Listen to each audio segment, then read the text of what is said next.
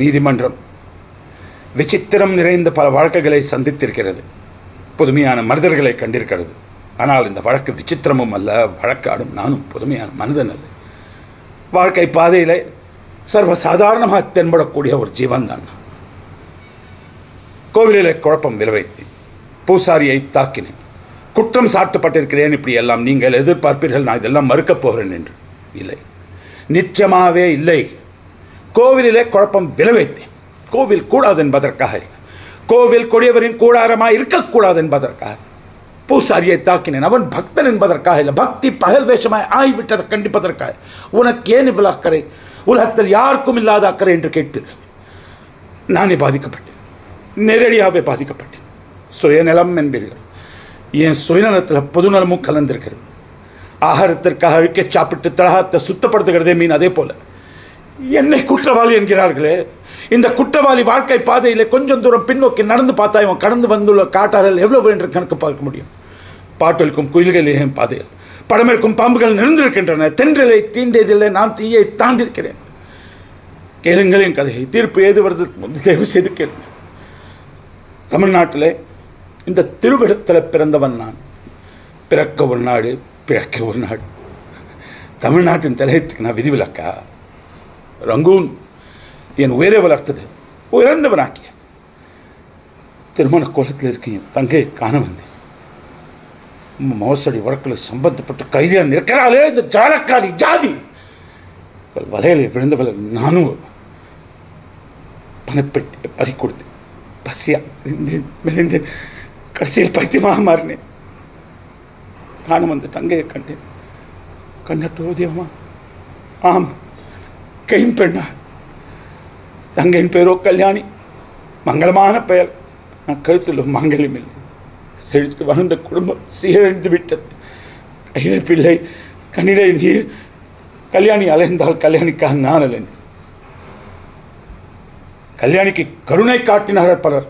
அவர்களிலே காலையர் சிலர் கைமாறாக அவள் காதலை கேட்டனர். கொலை வழக்கில் சம்பந்தப்பட்டு கைதியாக நிற்கிறானே இந்த கொடியவன் வேணும். அவன் பகட்டால் மயக்க முயன்றான் என் தங்கையை. நான் தடுத்துராவிட்டால் என் தங்கை அப்போதே தற்கொலை செய்து கொண்டிருப்பான்.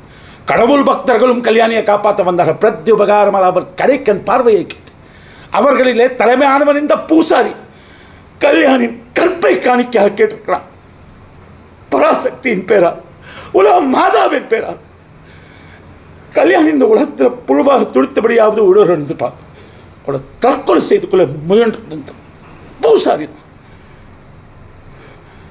தன் குழந்தை இந்த இறக்கமட்ட உலகத்தில் விட்டு செல்ல அவள் விரும்பவில்லை. ஆதரவு விட்டு தன் குழந்தை துடித்து சாவது அவள் விரும்பவில்லை. அவளை கொன்று விட்டாள். விருப்பமானவர்களை கொள்வது விந்தை இல்லை. உலக உத்தமர் காந்தி, அஹிம்சாமூர்த்தி, ஜீவ காருண்யசீலர் அவரே நோயால் தொடுத்து கொண்டிருந்த கன்றுக்குட்டியை கொண்டு விட சொல்லியிருக்கார். அது கஷ்டம் ஒருவதை காண சகிக்காமல் அதே முறையை தான் கையாண்டிருக்கார் கல்யாணி. இது எப்படி குற்றமாகும்? வெளிநாட்டிலிருந்து திரும்பிய ஒரு தமிழனுக்கு வாழ வழியில், தமிழ்நாட்டிலே பிறந்த ஒரு பெண்ணுக்கு வாழ்வதற்கு பாதுகாப்பில்லை.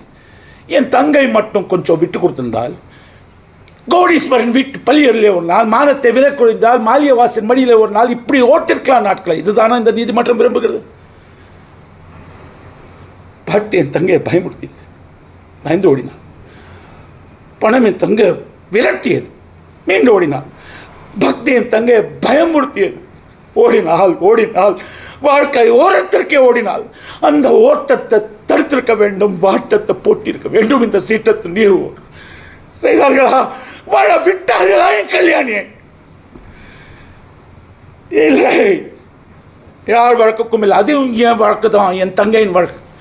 தங்கை மானத்தை அழுகிய நீ மாபாவிக்கு புத்தி போட்டான் உடல் எந்த தவறு? கல்யாணி தற்கொலை செய்து கொள்ளும் முயன்றது ஒரு குற்றம், தன் குழந்தையை கொன்றது ஒரு குற்றம், நான் பூசாரியை தாக்கியது ஒரு குற்றம். இத்தனை குற்றங்களுக்கும் காரணம் யார்? யார் யார் காரணம்? கல்யாணியை கஞ்சிக்கு வழி இல்லாதவளாக அலைவிட்டது யார் குற்றம்? விதியை விட்டுறமா? விதியை சொல்லி வயர் வளர்க்கும் வீணல் குற்றமா? பணம் பறிக்கும் கொள்ளை கூட்ட நாட்டை வளரவிட்டது யார் குற்றம்? பஞ்சத்தின் குற்றமா? பஞ்சத்தை மஞ்சத்துக்கு வளர்த்த வஞ்சலின் குற்றமா? கடவுள் பேரால் காமலிலே நடத்தும் போலி பூசாரியை நாட்டில் நடமாட்டு விட்டு யார் குற்றம்? கடவுளின் குற்றமா? இல்லை கடவுள் பேரை சொல்லி காலக்ஷேபம் நடத்தும் இந்த கைவர்கள் குற்றமா? இத்தனை குற்றங்களும் கல்யாணப்படும் வரை குணசேகரங்களும் கல்யாணங்களும் கொடிய போவதில்லை. இதுதான் எங்கள் வாழ்க்கை ஏற்றில் எந்த பக்கம் புரட்டினாலும் காணப்படும் பாடம் பகுத்தறிவு பயனுள்ள அரசியல் தத்துவம்.